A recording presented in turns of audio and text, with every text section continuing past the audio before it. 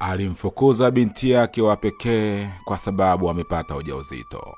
Miaka 3 baadaye hakuamini kilichotokea. Habari yako wewe mtazamaji wa Mwaruvanda TV. Karibu katika simulizi hii. Kama unatazama kupitia TikTok, njoo YouTube uweze kutazama yote. Na kama upo YouTube, naomba subscribe, like na comment.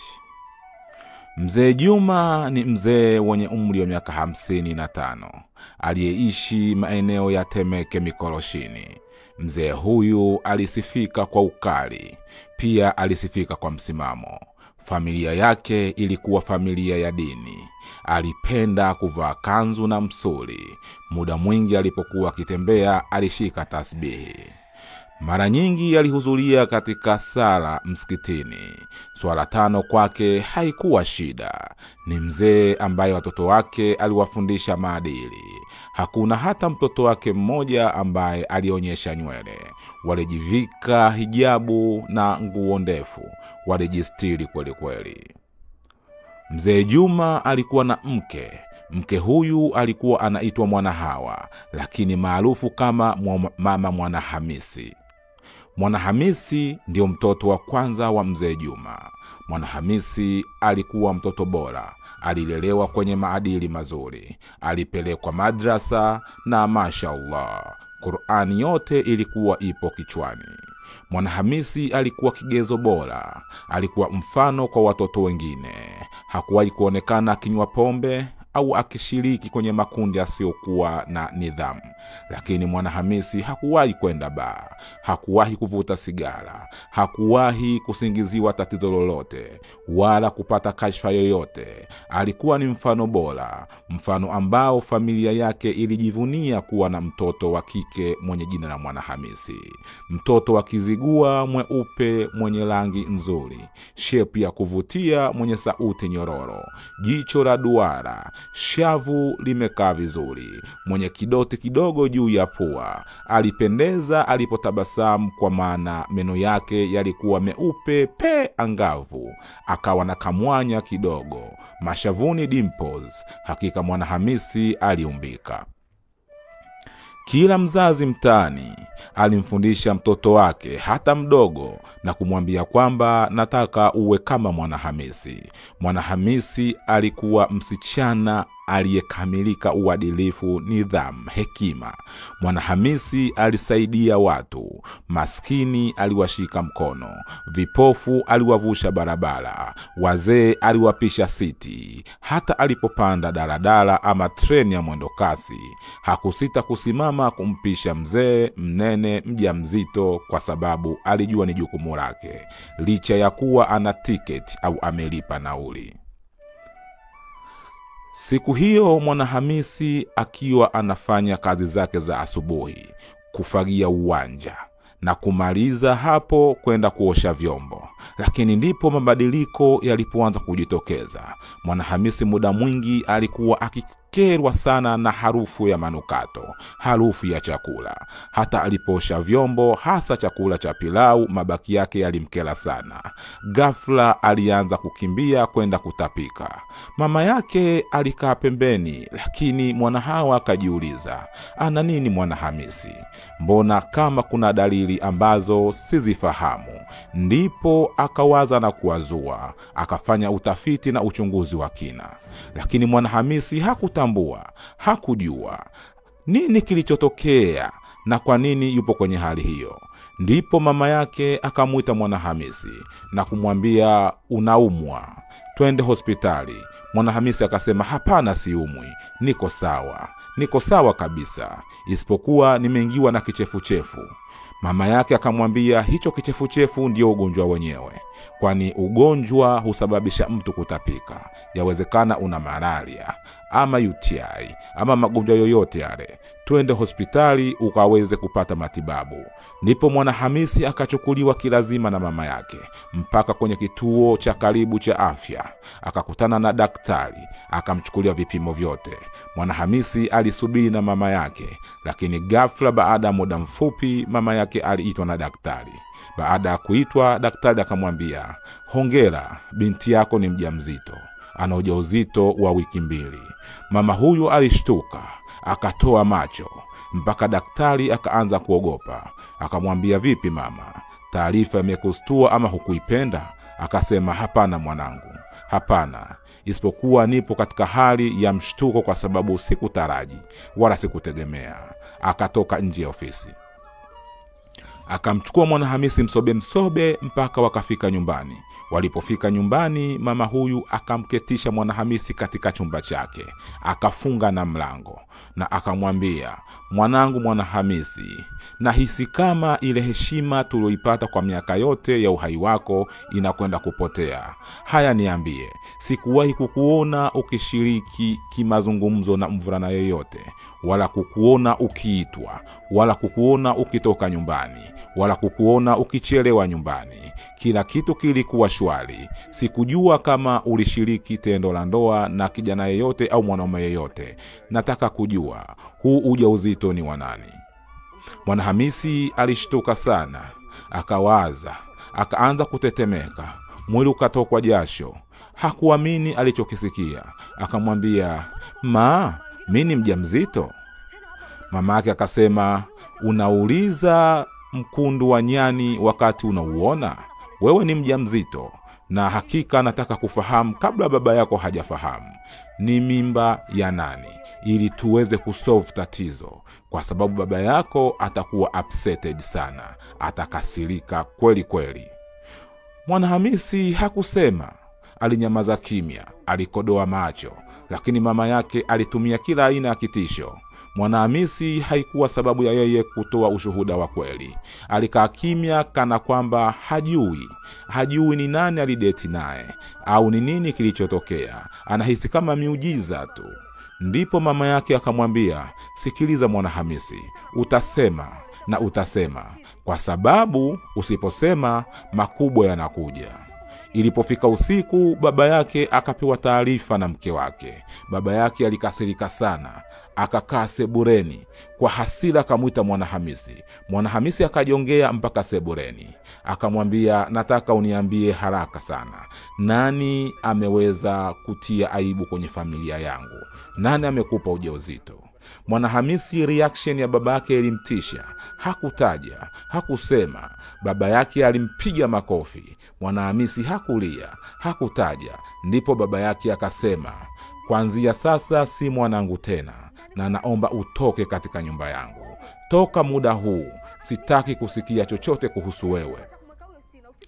Mama yake Mwanahawa akasema, hapana mume wangu, kukupelekea taarifa isiwe shida kumfukuza mtoto. Lakini mzee huyu hakutaka kusikia la muadhini wala la mnadi swala. Akamwambia, toka haraka. Akachukua nguo za Mwanahamisi na kuzitupa nje. Akasema, kuanzia leo ukisikia nimekufa usije msibani, na nikifa ukilia mdomo wako uende upande, ukitokwa machozi macho yako apofuke. Yani nimekata kabisa mahusiano mimi na wewe. Mimi si baba yako tena. Mwanahamisi hakujibu kitu. Akachukua mfuko wake na kutazama nyumba yao kwa huzuni, huku akitafakari aende wapi. Lakini kwa nini Mwanahamisi hataki kusema ukweli? Kwa nini hataki kutaja nani alimpa ujauzito? Mpaka sasa hakuna anejua ni mwanaume gani ambaye amediriki kushirikiana tendo na Mwanahamisi, binti ambaye anatokea kwenye familia ya Sheikh Juma, Sheikh aliyekuwa na msimamo, aliyesifika kwa tabia njema, ukali na kulea watoto. Watu wote walimuogopa, kwani alikuwa hana maskhara kabisa. Leo hii nyumba yake inataka kuvuja. Nani amevujisha au ametoboa nyumba ya mzee Juma? Basi Mwanahamisi akaenda mpaka kwenye kituo cha daladala. Usiku huo hakujua ni wapi aende. Hakuwa na pesa, hakuwa na chochote. Akalala kwenye kituo hicho. Lakini katika kulala kwenye kituo hicho, ghafla akajikuta anaitwa na mama. Mama huyu alikuwa ni muuza samaki. Anarudi nyumbani kwake kutokea kwenye biashara zake. Akamwambia, vipi binti, mbona umelala hapa? Mwanahamisi akaanza kutokwa na machozi, akalia sana. Wala hakusema ni sababu gani iliyosababisha kulala hapo, lakini ikabidi amwambie, sina pa kulala, nimefukuzwa nyumbani usiku huu. nimefukuzwa na baba yangu, nimefukuzwa na mama yangu kwa sababu nimepata ujauzito. Mama huyu alisikitika, akamwambia, sikiliza binti, we ni mrembo na we ni mdogo, hustahili kulala kwenye mazingira haya. Usiku na mambo mengi, vijana wote wa kihuni huonekana usiku, mchana wanapotea kwenye vyumba vyao. Watakubaka, watakuharibu, wataharibu ujauzito wako na wataharibu future yako. Wanaweza hata kukuua. Hebu twende nikusaidie, twende nyumbani kwangu. Siwezi kuacha binti kama wewe uweze kupata madhara kama hayo. Mama huyu alimpeleka Mwanahamisi mpaka nyumbani kwake. Ndipo Mwanahamisi akaona mama huyu anaishi kwenye chumba chake kimoja. Aliweka ndoo zake za maji pembeni, kitanda cha futi 4, godoro nchi 6, vistuli vya kizamani. Maisha yake yalikuwa duni. Chumba chote kilikuwa na shombo. Chini ya kitanda kalai la mafuta ya samaki yaliyobaki ilikuwa limewekwa. Mwanahamisi harufu ya samaki ikamchefua, akaanza kutapika. Ndipo mama huyu akaenda kumwombea kwa jirani yake Mwanahamisi aweze kulala. Baada kumwombea kwa jirani yake Mwanahamisi aweze kulala, jirani huyu alikuwa na nyumba nzuri, akampa chumba Mwanahamisi aweze kulala. Asubuhi jirani huyu akamwambia mama muuza samaki, basi muache huyu binti aweze kukaa hapa kwa sababu huko kwako harufu inamchefua. Ndipo mama muuza samaki akasema, haina shida, lengo ni kumsaidia. Kama umeamua kumsaidia itakuwa ni vizuri. Basi binti yule akahisi amepata mji mpya. Kiukweli nyumba ilikuwa si ya kifahari kama ya mzee Juma, lakini ilikuwa nzuri na ilifaa kwa yeye kuishi. Lakini kwa nini mpaka sasa hatujui nani amempa ujauzito Mwanahamisi? Mimi nawe hatufahamu. Endelea kufuatilia simulizi hii. Asubuhi kulipoamka, Mwanahamisi alisikia minong'ono ambayo ilitokea sebuleni kwa huyu mama. Kuchungulia, akaona mama anazungumza na kijana, hakumfahamu kwa jina, mrefu aliyevaa suti, mtanashati, mweusi. Lakini alisikia akisema, sasa ni bei gani? Mama huyu akisema, mimi nataka unipe milioni 25 kwa sababu huyu ana mtoto tumboni.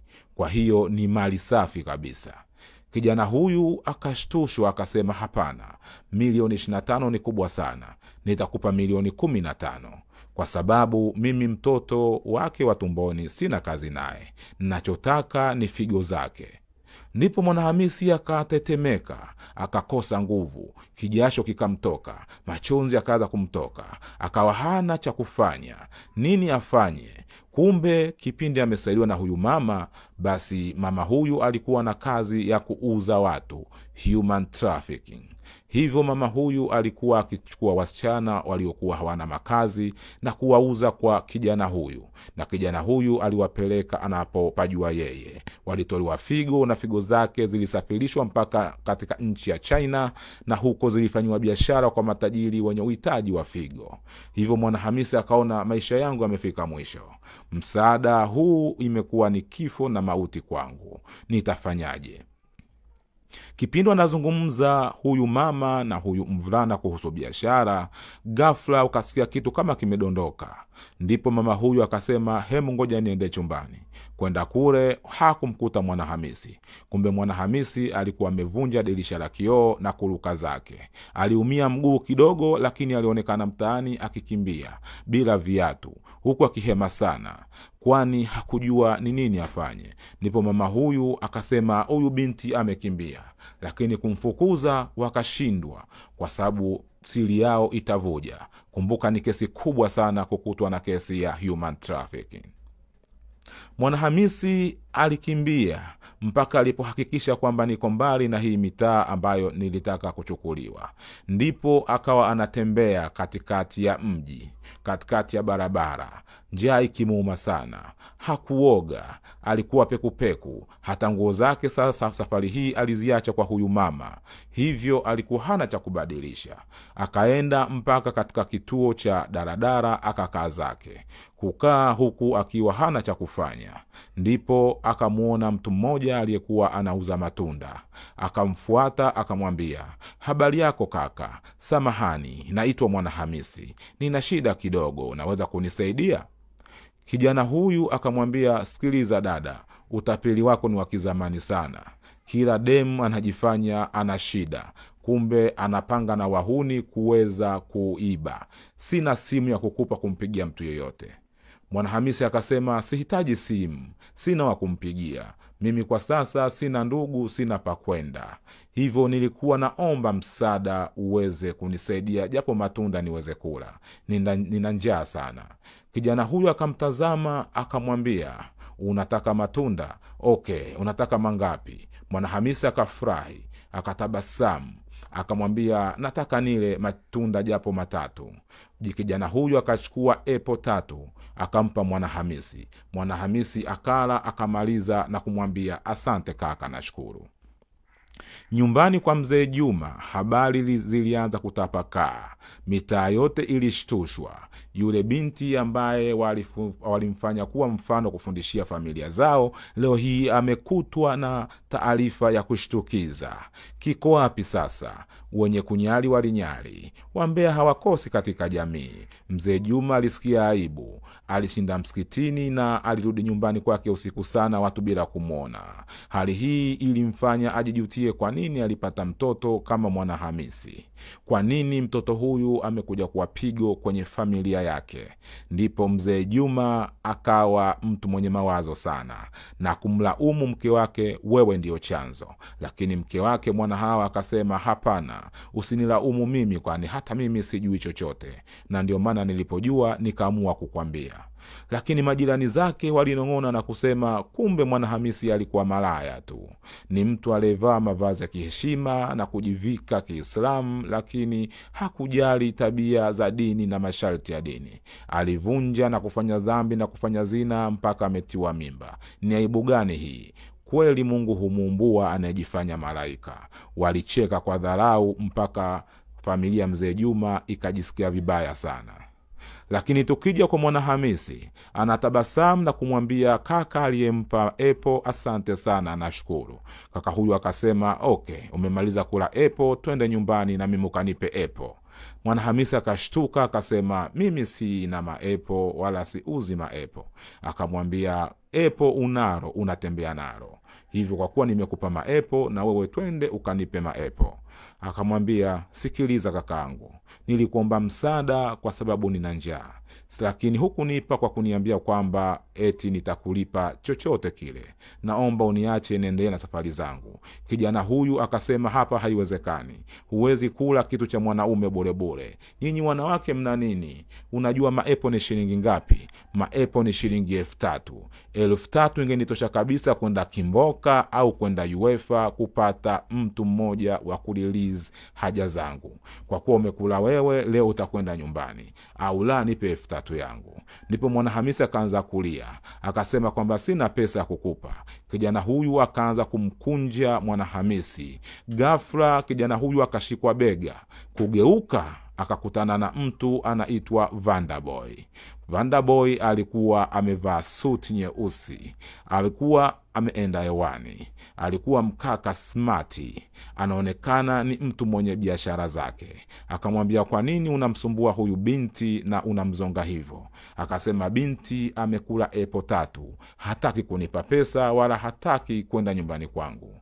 Kijana akamwambia, wewe kijana, unataka uvunje heshima ya binti huyu kwa sababu ya shilingi 3,000? Akatabasamu. Vandaboy akaingia mfukoni akachukua noti 10,000 akampatia muuza maepo. Akamwambia, keep change. Hiyo 7,000 chukua, ikufundishe kuwa na roho nzuri ya kusaidia watu. Je, nini kitatokea katika sehemu ya pili kuhusu Mwanahamisi na safari yake ya maisha? Usikose kutazama au kuungana na mimi sehemu ya pili, na naomba subscribe uweze kupata notification kwa ajili ya kutazama sehemu ya pili. Na kama wewe ndio wa kwanza kutazama story hii, naomba comment sema mimi ni wa kwanza. Nashukuru kwa kunisapoti, lakini na pia nashukuru kwa kunifuatilia. Asanteni, see you next time.